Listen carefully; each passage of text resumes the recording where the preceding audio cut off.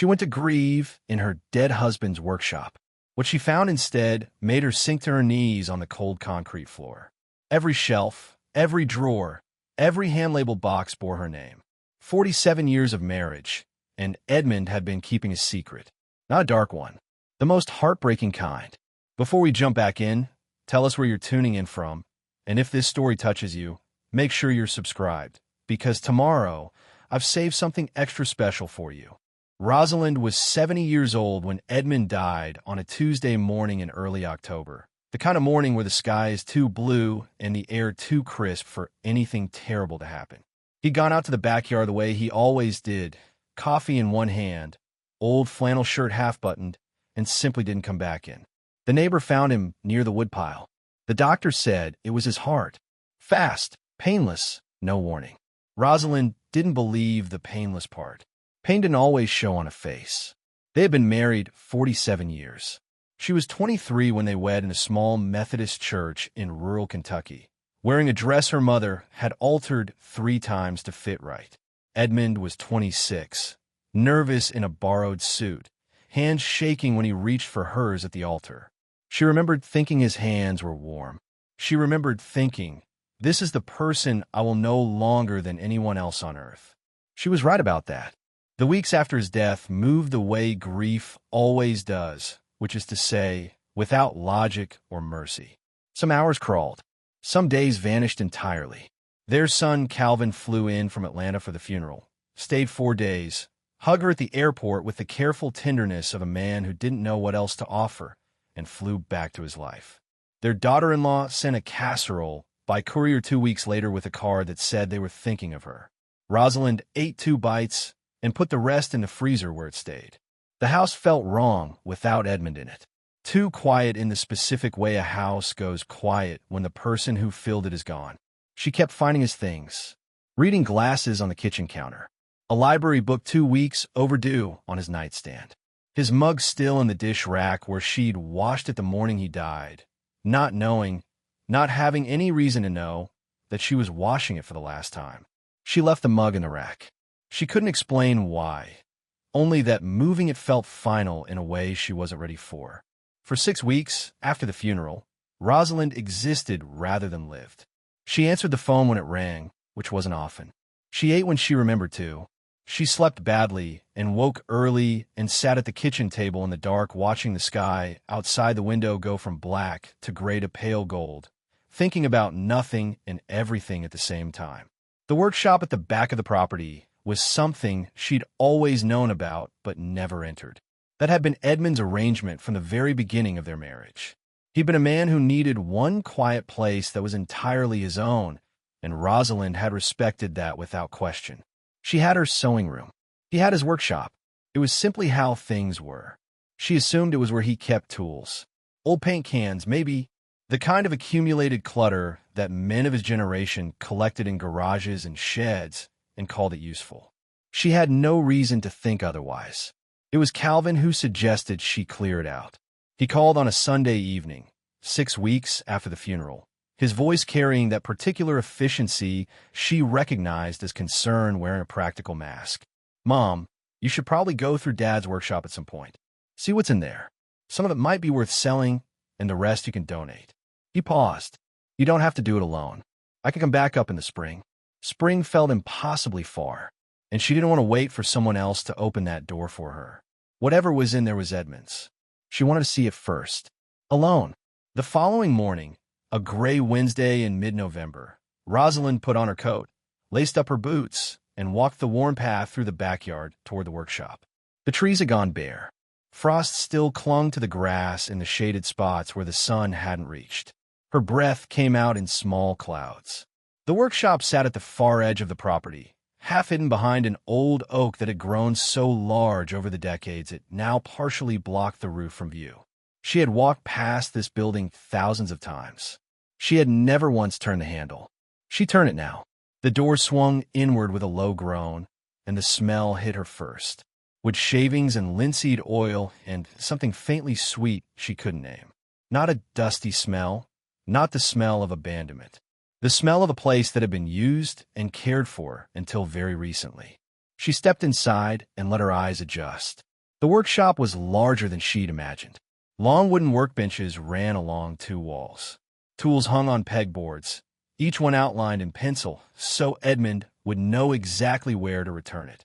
Shelves lined the back wall from floor to ceiling, filled with labeled boxes, jars of screws and nails, cans of finish and stain, wooden pieces in various stages of completion. Rosalind walked toward the shelves slowly, and then she stopped. The labels on the boxes were not what she expected.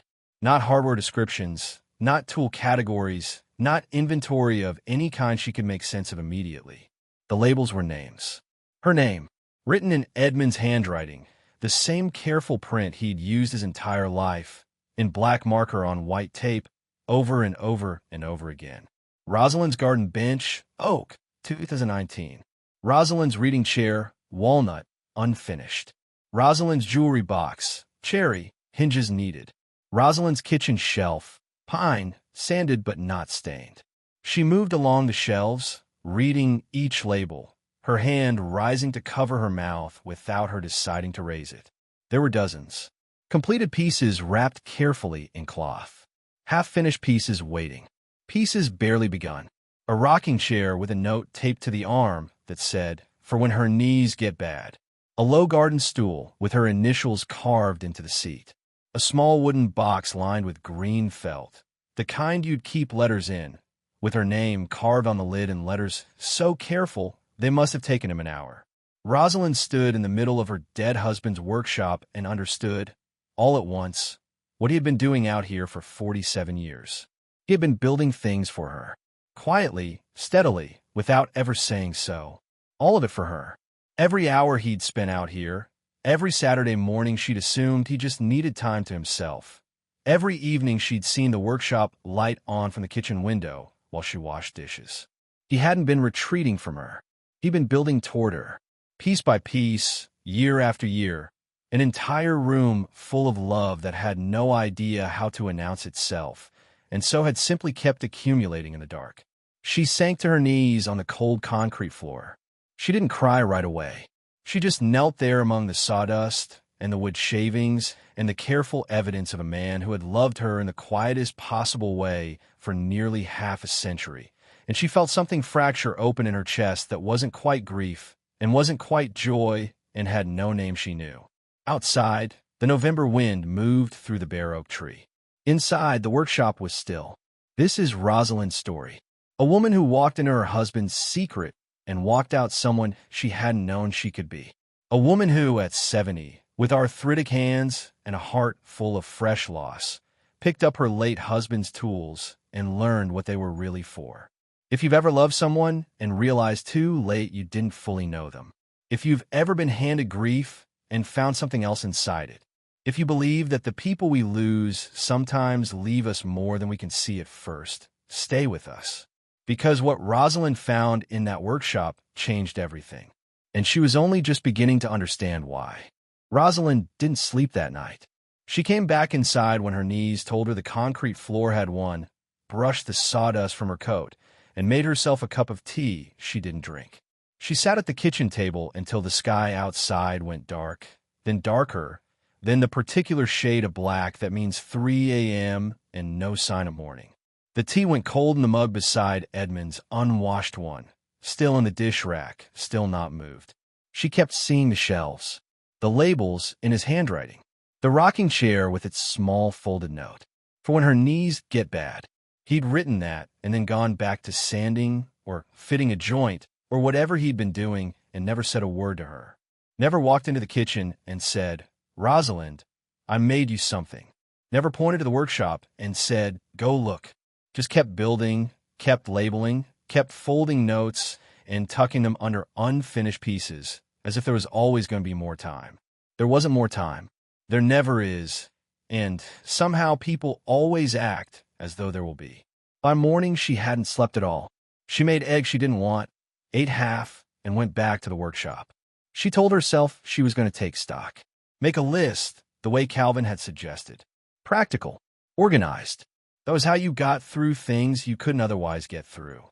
You made them into tasks and worked through the list and didn't let yourself stop moving long enough to feel the full weight of what you were doing.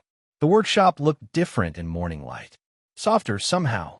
The single window on the east wall let in a pale band of sunlight that fell across the workbench and lit up the dust motes floating in the still air. Rosalind stood in the doorway and breathed in that smell again.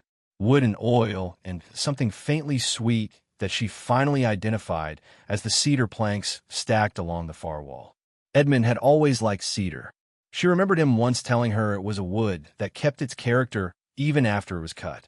She hadn't known what he meant at the time. She thought she might understand it better now. She went to the workbench first. It was long and solid, built from thick timber, its surface scarred with decades of use. Saw marks, chisel gouges, rings from coffee cups, a burn mark near one end that she suspected was older than their marriage. Tools were laid out with a precision that made her chest ache. Edmund had been a methodical man. Everything in its place. She used to tease him about it when they were younger, that careful deliberateness of his, the way he approached every task as if it deserved his full attention. She found it endearing and occasionally maddening in equal measure. She picked up a hand plane from a bench. It was heavier than she expected, the metal cold, the wooden handle worn smooth from years of use. She set it back down carefully, as if it might break, though of course it wouldn't. Tools like this outlasted the people who used them by a long margin. That was part of their design. She moved to the shelves. Up close, in daylight, the labels were even clearer than they'd been the evening before. She read them slowly, one by one, running her finger along the edge of each shelf. Some pieces were wrapped in old cloth, tied with twine. She unwrapped one carefully. It was a small side table, maple, the surface finished to a warm honey color, the legs turned on a lathe with a simple elegance that surprised her. She hadn't known Edmund could do this. She hadn't known he was capable of something this beautiful. That was the thing that kept hitting her over and over in waves she wasn't prepared for. 47 years. She had known this man 47 years. She had slept beside him, eaten across from him, raised a son with him, grown old alongside him. She had known how he took his coffee and which side of the bed he preferred, and that he cried exactly once a year at the same scene in the same film they watched every Christmas. She knew the sound of his breathing and the specific weight of his arm across her shoulders and the way he laughed when something genuinely surprised him. And she had not known this. Had not known that he came out here day after day and year after year and made beautiful things and put her name on every single one. How many hours had he spent out here while she assumed he simply needed solitude? How many Saturday mornings? How many winter evenings? How many quiet Sunday afternoons when she'd been reading or gardening or on the phone with her sister? All of it, apparently, had been this. She sat down on a low wooden stool near the workbench, the only seating in the room, and let herself feel the full impossibility of it. The grief was not simple. It hadn't been simple since the moment it arrived, but in here, it was something else entirely. It wasn't just that Edmund was gone. It was that she was only now meeting a part of him she hadn't known existed. She was grieving a man and discovering him at the same time, and the two things happening together made the weight of it almost unbearable. She was 70. Her hands ached in the cold. Her lower back had been complaining since the moment she bent down to read the lower shelves. The single window let in light, but no warmth, and November had no warmth to offer anyway. She should go back inside, make more tea, call Calvin, maybe tell him what she'd found, let someone else help her carry this. She sat there instead, in Edmund's workshop, in the cold and the sawdust and the smell of cedar, and let grief do what grief does. It doesn't ask permission. It doesn't wait for a convenient moment. It just arrives and fills whatever space you're standing in, and the only thing you can do is stay upright until it passes enough to breathe again. She stayed upright. Barely, but she did. The journal was behind the cedar planks. Rosalind found it on her third visit to the workshop, for days after the first. She'd been moving the planks to see what was stacked behind them, not looking for anything in particular, just needing to do something with her hands while her mind worked through its slow, grinding process of accepting what it couldn't fully accept. The planks were heavy, and she moved them one at a time, resting between each one, her back registering its objection clearly. Behind the fourth plank, wedged into the narrow gap between the cedar and the wall, was a composition notebook. Black cover, slightly warped from the workshop's varying temperatures over what must have been many years. Her name on the front, written in Edmund's handwriting. Not a label this time. Not a piece of tape with neat print. Her full name, written in pen, the letters slightly larger than his usual script, as if he'd wanted to be sure. Rosalind. She stood holding it for a long moment before she opened it. The first page was dated 15 years ago. January, a Thursday, the year their son Calvin had moved permanently to Atlanta, and the house had gone quiet in a way neither of them had quite prepared for. Edmund's handwriting filled the page, smaller than the cover, careful and even. She read it standing up, cedar dust on her coat, cold seeping through her boots from the concrete floor. Started the reading chair today. Walnut, from the pile, I've had drying in the corner since 2006. Rosalind mentioned once, maybe 10 years ago, that she'd always wanted a proper reading chair, the kind with wide arms wide enough to rest a book on. She probably doesn't remember saying it. I do. Figured it was time to stop thinking about it and start cutting. Rosalind stopped reading. Read it again. Then a third time. She had said that. She had absolutely said that. Sometime in their mid-50s, some ordinary evening, probably while wedged into the corner of their old sofa complaining about the armrest being too narrow for a paperback. A throwaway comment. The kind of thing you say and forget before the sentence is fully out of your mouth. She had forgotten it completely. Edmund had written it down and then gone out to his workshop and started building. She turned the page. The journal wasn't a diary exactly, and it wasn't a woodworking log exactly. It was somewhere between the two. Each entry was tied to a specific piece he was building, and each piece was tied to something she had said or done or mentioned, sometimes years before he began the project. The garden bench came from a comment she'd made about wanting somewhere to sit near the roses without dragging a chair across the lawn. The jewelry box came from a morning she'd mentioned offhandedly that she kept her mother's earrings in a plastic bag because she'd never found a proper box she liked. The low kitchen shelf came from a Tuesday in 2014 when she'd said, while unloading groceries, that the counter space in the kitchen was never quite enough. He had been listening. All of it, every small complaint and passing wish and casual observation she'd tossed into the air and forgotten about. He had been catching and writing down and eventually building into something solid and real and made from good wood with her name on it. Rosalind sat down on the low stool and read for a long time. The cold didn't register the way it had before. The ache in her hands was there but distant. She turned pages slowly, reading Edmund's entries, hearing his voice in the careful plainness of his sentences. He hadn't been a flowery writer. He wrote the way he talked, direct and without decoration, just the facts of what he was doing and why. But underneath the plainness was something that made her throat tighten on almost every page. He paid attention to her. He had always paid attention to her, in ways she hadn't recognized because they never announced themselves. He didn't write about loving her in so many words. He wrote about the width of the armrests on her reading chair and why he'd adjusted the angle 3 times to get it right, and how he wanted the finish to be smooth enough that she'd want to run her hand along it. That was the same thing. She understood that now. She reached an entry near the middle of the journal and slowed down. Rosalind seems tired lately. Not sleeping well. I can hear her get up at night and go to the kitchen. I don't know how to ask her what's wrong without her saying she's fine, because she always says she's fine. So I'm making her the window box she mentioned wanting last spring. Something to tend to. Something small and alive to look after.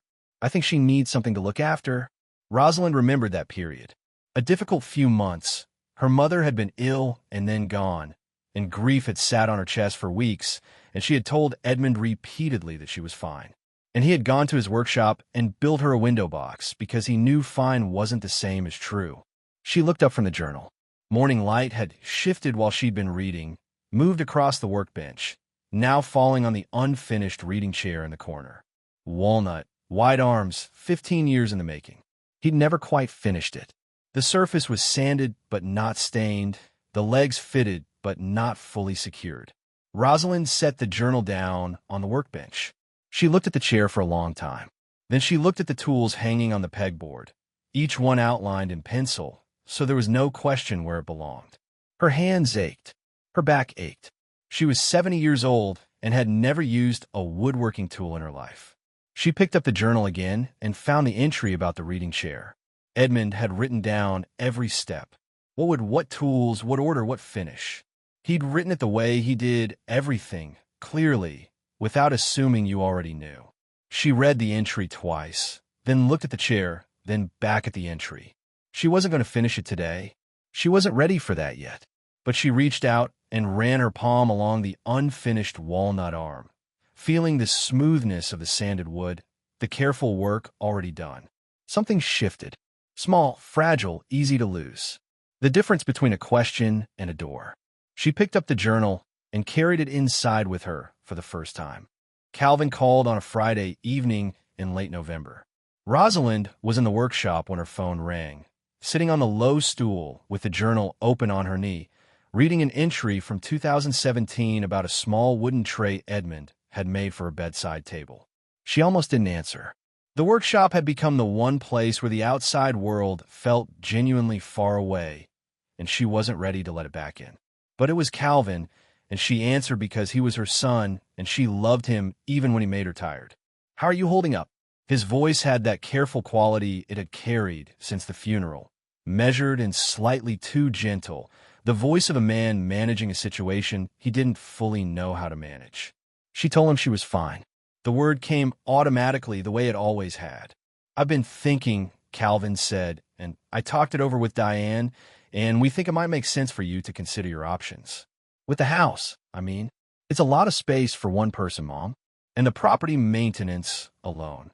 Rosalind said nothing. There are some really good communities now. Not like the old kind. Modern places with activities and social events and medical support on site. Diane's aunt moved into one last year, and she loves it. He paused. You wouldn't have to worry about anything. The word sat there between them. Communities. She knew what he meant. She had known this conversation was coming the way, certain weather is coming by the particular quality of the quiet before it. "I'm not moving into a facility, Calvin." "Mom, I'm not saying right now. I'm just saying think about it. You're 70. The house is old. Dad's not there to handle things anymore, and you shouldn't have to do it all alone." After she hung up, Rosalind sat in the workshop in the dark for a long time. She hadn't thought to bring a lantern and hadn't noticed the light fading while she was on the phone. The cold had come in properly now, the kind of cold that settles into old joints and stays there. Her hands were stiff.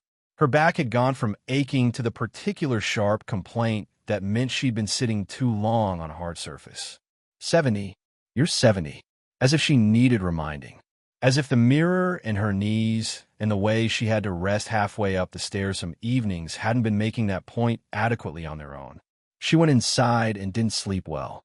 December arrived, and the weather turned genuinely hard. Ice on the path to the workshop most mornings. Wind that found the gaps in her coat. The furnace made a new sound that she didn't know how to interpret, and she spent 3 days worrying about it before it resolved itself into something merely annoying rather than catastrophic. The house was expensive to heat. She'd known that, but Edmund had always handled the bills with the same quiet efficiency. He handled everything, and now she was looking at numbers that felt startling without him there to make them seem manageable. She'd been going to the workshop every day.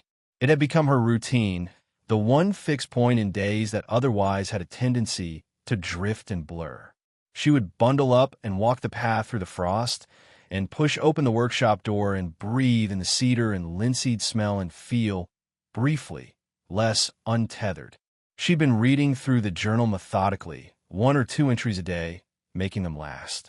She'd also been looking at the tools more closely, picking them up, reading the entries where Edmund described using them.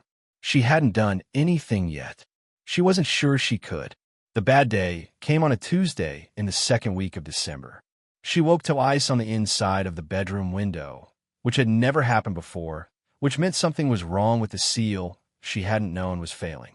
Her back spasmed getting out of bed, badly enough that she had to stand gripping the bedpost for a full minute before she could straighten. The furnace was making its noise again. There were dishes in the sink she hadn't gotten to and a pile of unopened mail on the kitchen table that included She was fairly certain. Something from Edmund's pension administrator that required a response she didn't know how to give. She made coffee and stood at the kitchen window looking out at the workshop and thought, with a clarity that frightened her, what exactly am I doing? Not a question she was asking herself. More an observation arriving from somewhere outside her, cold and flat. What are you doing, Rosalind? You are 70 years old. You are alone in a house that is too large and too cold and too expensive. Your husband is dead, and you are spending your days sitting in his shed reading his notebook and picking up his tools and putting them back down because you are too old and too frightened and too arthritic to actually use them. Your son thinks you need to be somewhere with medical support on site. Maybe your son is right. She'd been holding herself together with a kind of determined forward motion since October, keeping busy, keeping moving, telling herself the workshop meant something, that what she was feeling in there was real and worth following. But standing in the cold kitchen on a Tuesday morning with a spasming back and ice on the window and a pile of mail she couldn't face, that forward motion stopped. She sat at the kitchen table and put her face in her hands. The mug was still in the dish rack. Edmund's mug, unwashed, exactly where she'd left it the morning he died. She'd walked past it every day for 2 months and not moved it. She looked at it now and felt the full weight of every single one of those days land on her at once. She cried the way she hadn't let herself cry since the funeral. Not quietly, the kind of crying that takes over your whole body, that leaves you wrung out and hollow, and somehow, when it finally stops, slightly more honest than you were before. When it stopped, she sat in the silence for a long time. Then she got up, walked to the dish rack, and picked up Edmund's mug. She held it in both hands, feeling the familiar weight of it. Turn it over once. Set it on the table in front of her, not back in a rack, not in the cupboard, just on the table where she could see it. She looked at it for a while. Then she put on her coat, laced up her boots, and walked out to the workshop. She stood at the workbench for a long time before she touched anything. The journal was open to the entry about the reading chair, the one where Edmund had written down every step in his careful, plain handwriting. Would type, tool sequence, order of operations, finish recommendation. He'd written it the way he approached everything, assuming nothing, explaining each step as if the person reading might be coming to it entirely fresh. Which she was. Which perhaps, on some level, he had always known she might be. Rosalind picked up the hand plane. It was heavy the way it had been the first time she picked it up, cold metal and worn wood, the weight of something built to last. She held it the way Edmund's entry described. Right hand on the rear handle, left hand on the front knob, blade angled correctly against the grain. She positioned it against the underside of one of the chair's legs, the part Edmund had noted still needed work, and pushed. The plane moved. A thin curl of walnut rose from the wood and fell to the bench. The smell that came with it was extraordinary, warm and sweet and alive in a way that stopped her mid-stroke. She stood breathing it in for a moment before she continued. She worked for 2 hours that first morning, slowly, stopping to reread the journal entry every few minutes, correcting her grip when it felt wrong, starting sections again when the result wasn't what the entry described. Her hands ached continuously. The arthritis in her right index finger made certain grips genuinely painful, and she had to rest more often than felt productive. But the wood responded. Each pass of the plane left the surface incrementally smoother, the leg incrementally closer to what Edmund's notes described as the right feel. You'll know when it's right, he'd written, because it will stop feeling like work and start feeling like conversation. She hadn't known what he meant when she first read that. She was beginning to. By the end of those 2 hours, one leg of the reading chair was finished to a standard she felt Edmund would have recognized, if not quite approved of. She ran her palm along it the way she'd run along the arm weeks ago, but this time the smoothness was partly hers. She had made something smoother. Small, incremental, one leg of an unfinished chair, but real. She went inside and made tea and sat at the kitchen table with Edmund's mug in front of her and felt something she hadn't felt in the 2 months since October. Not happiness. Something quieter and more durable than happiness. The specific satisfaction of having done a thing with your hands that your hands didn't know how to do yesterday. She went back the next morning. December moved around her in its gray, cold way, but the workshop became the fixed point her days organized themselves around.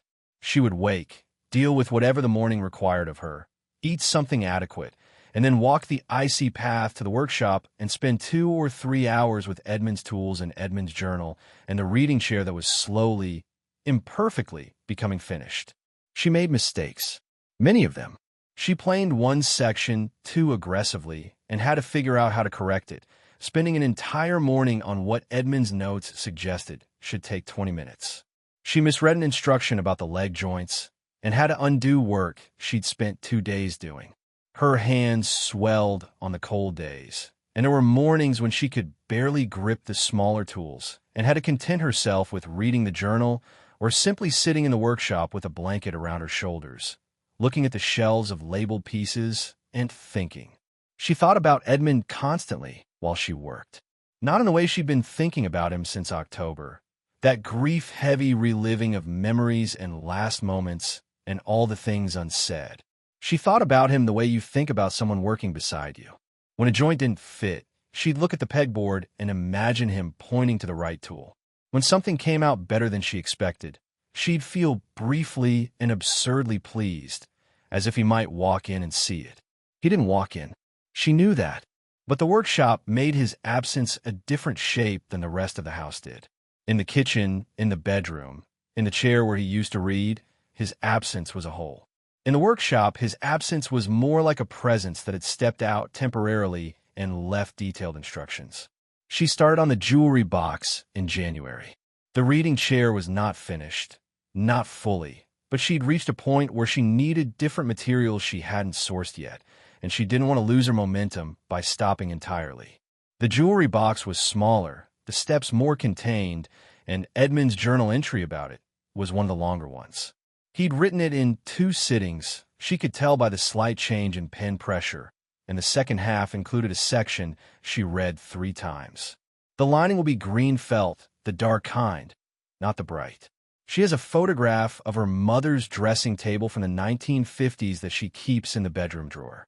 Her mother's jewelry box in that photograph has dark green felt lining.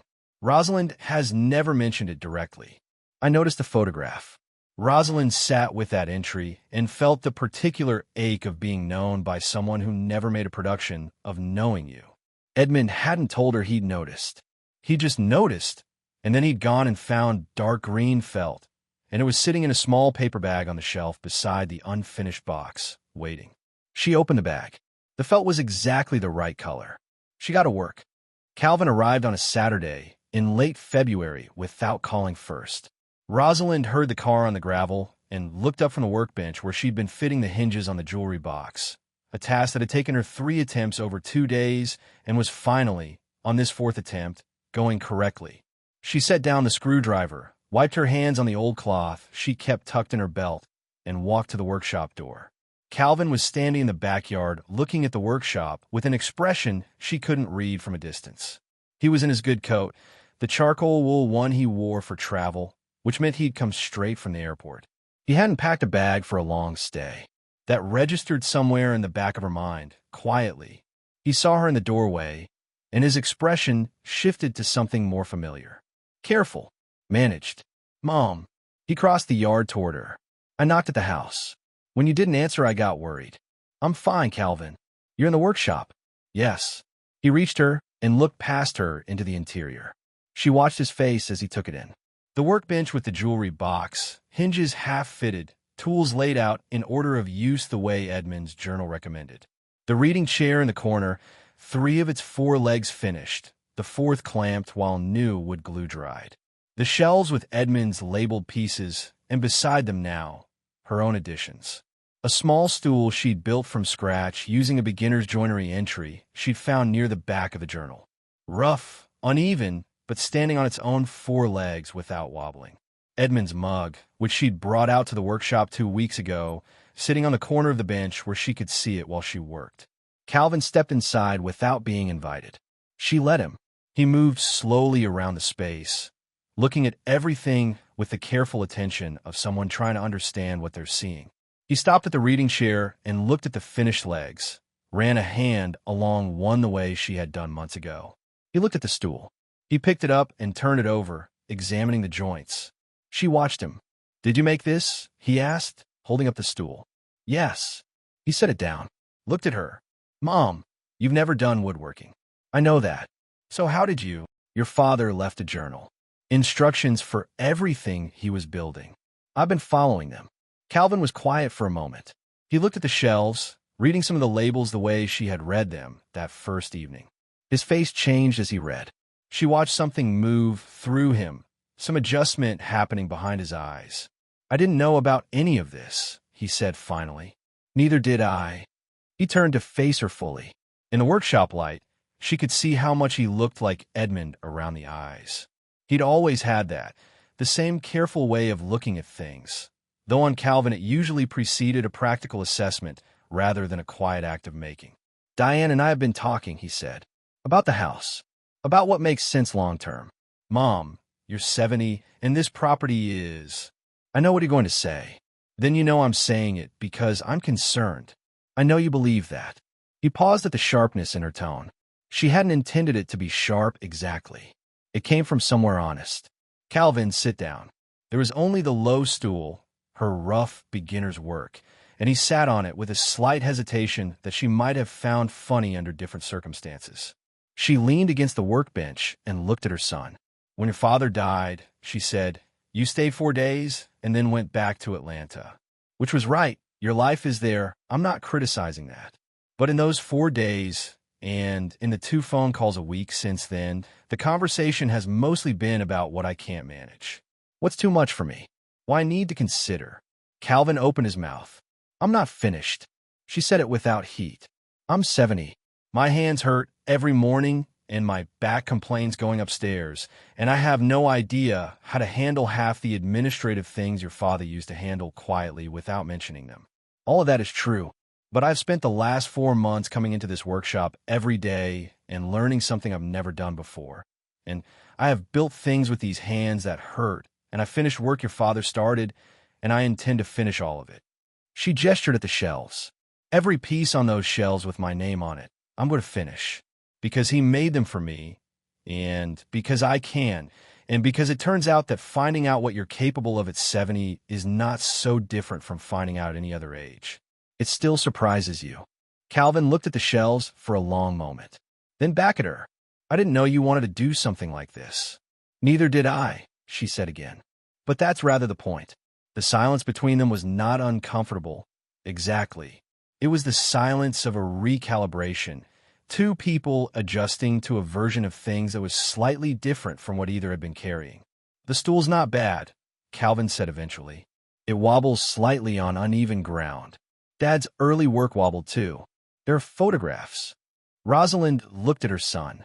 Something loosened in her chest, small but real. "Stay for dinner," she said. "I made soup yesterday." "There's enough." He stayed.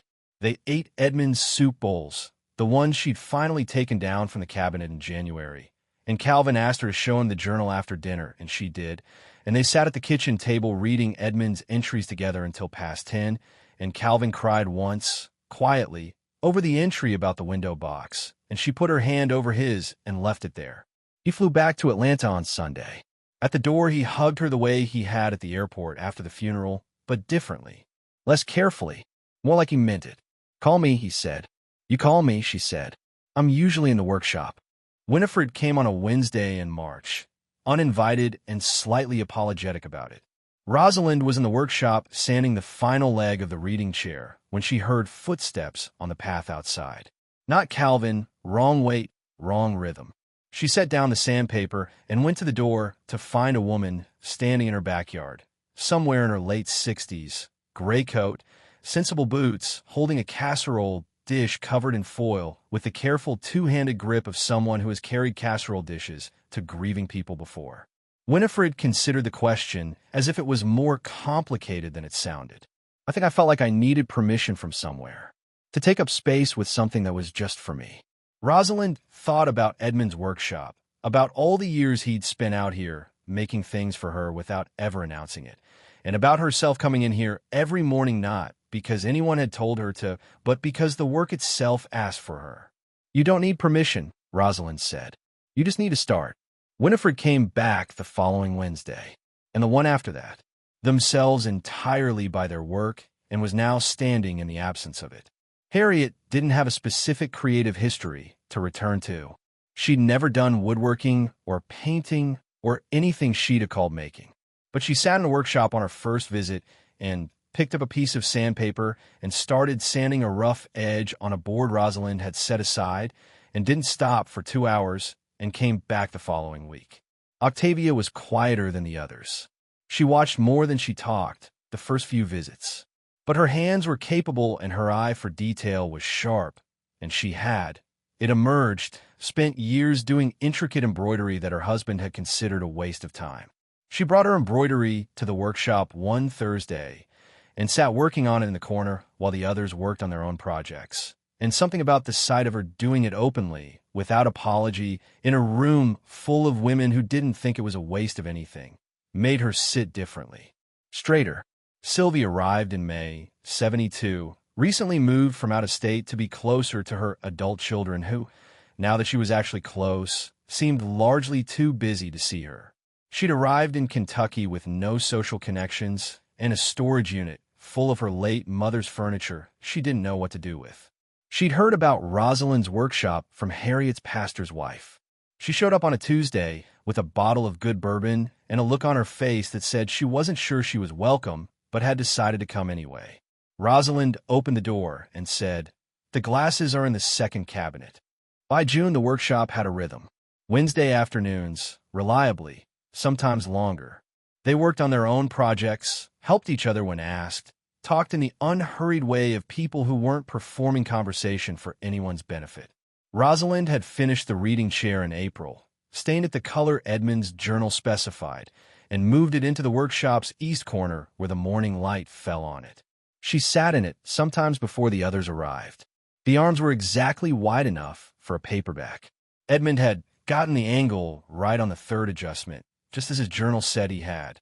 One afternoon in late June, Winifred looked up from the small watercolor she'd been working on, her first in 4 years, and said to no one in particular, "I forgot what this felt like. Just making something. No reason except that you wanted to."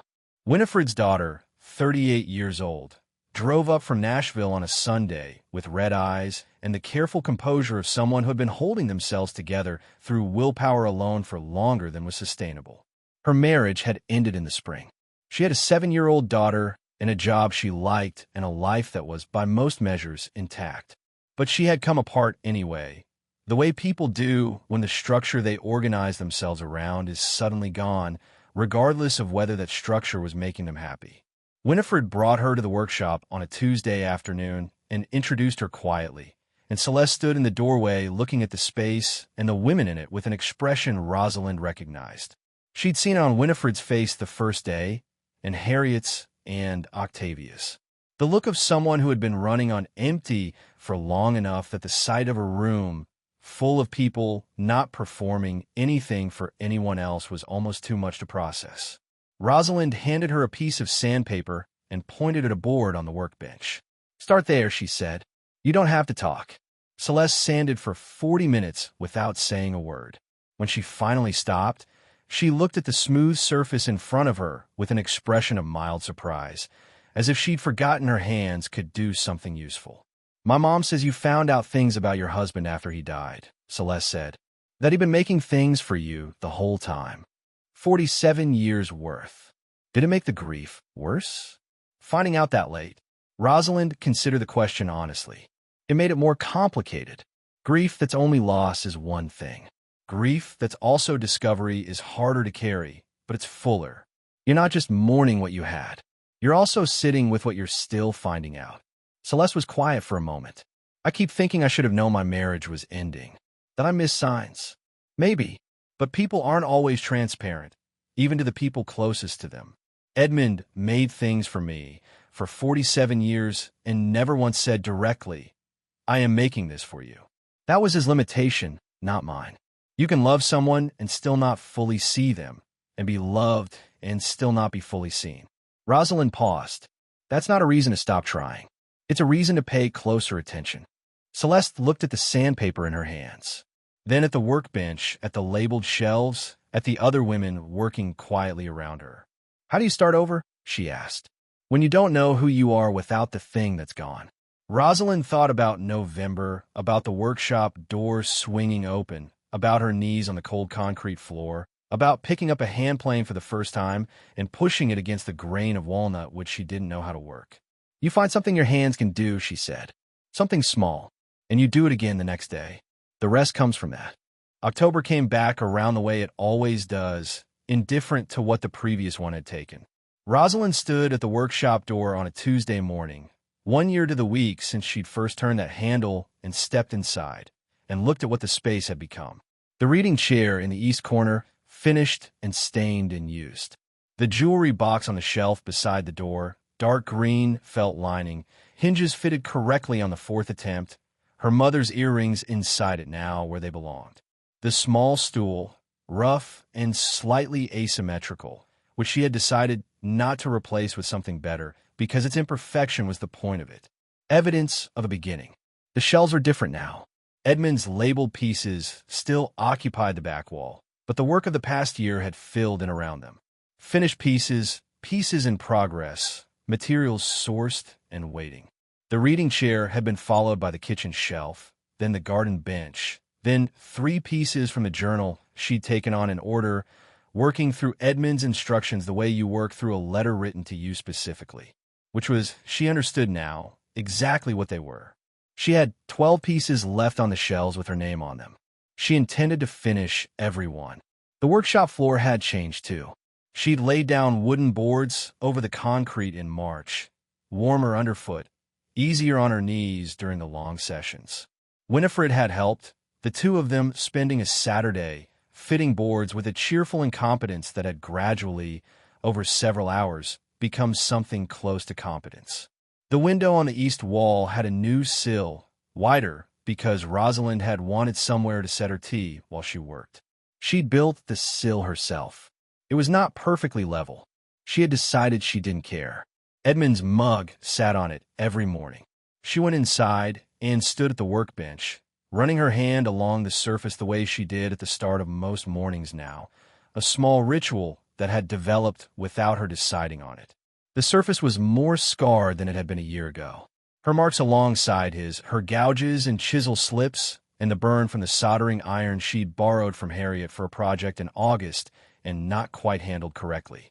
She looked at the surface and felt the year in it. 71 now. Birthday in May, celebrated in the workshop with Winifred and Harriet and Octavia and Sylvie and Celeste, who had driven up from Nashville with her daughter and a lemon cake, and the particular lightness of someone who had spent several months putting themselves back together and was beginning to trust the result. They'd sat in the workshop until past 8, long after the cake was gone, talking and not talking in the comfortable way of people who had stopped needing conversation to fill every silence. Her body was what it was. The arthritis hadn't improved, wouldn't improve, and the cold mornings still required 10 minutes of careful movement before her hands felt reliable. Her back had its opinions, consistently and at volume. But the pain of the past year was different from the pain of the year before it. It was the pain of a body being used, which was not the same as the pain of a body being ignored. She picked up the journal from its place on the corner of the workbench. The cover was more worn now, handled daily for a year, the pages softened from repeated reading.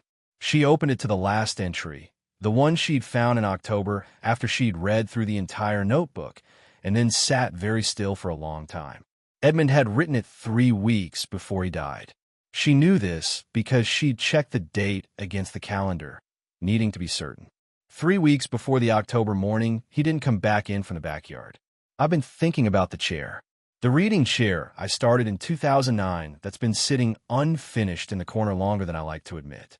I keep meaning to complete it and keep finding reasons not to, which I think is because once it's finished I'll have to give it to her, and once I give it to her she'll know about all of it. The shelves, the boxes. 47 years of listening and building and not quite knowing how to hand any of it over. I think I've been afraid she wouldn't understand what I meant by it, that she'd think I was odd for doing it this way, quietly, without saying. But I know Rosalind. She would understand. She's always understood the things I couldn't say directly. That was the best thing about her, maybe the best thing about us. She knew how to read the quiet. I'm going to finish the chair this winter. I'm going to give it to her and tell her to go look at the shelves. I should have done it years ago. I should have shown her sooner what I've been doing out here. I think she would have liked knowing. Rosalind closed the journal, held it in her aching hands for a moment. He hadn't gotten to finish the chair that winter. He hadn't gotten to show her the shelves. 3 weeks after writing that entry, the October morning happened, and the chair sat unfinished and the shelves stayed unlabeled, and she didn't know any of it for another month, until she finally turned the handle herself. She had finished the chair. She had read every label. She had understood what he meant by all of it. She set the journal down and looked at the workshop around her, at the evidence of 2 people in this space now, his careful long work and her rougher newer work, different hands, different skills, different years, but the same room, the same workbench, the same tools hanging on the pegboard, each outlined in pencil, so there was never any question where they belonged. She thought about what she would tell Edmund if she could. She'd spent months thinking about this in the small hours, the specific things she'd want him to know. That she found the journal, that she understood, that she finished the chair and it was exactly right, and she sat in it every morning with her tea and a book, and the arms were precisely wide enough. That she was glad, in a way you can only be glad for something after it has also broken you, that he left her the workshop. That losing him had put her in a room full of his careful attention and taught her, finally, what she was capable of when nobody was defining the limits for her. That she was building something. Still, every day. That she was fine. Not the automatic fine she'd been saying for 50 years. The real kind.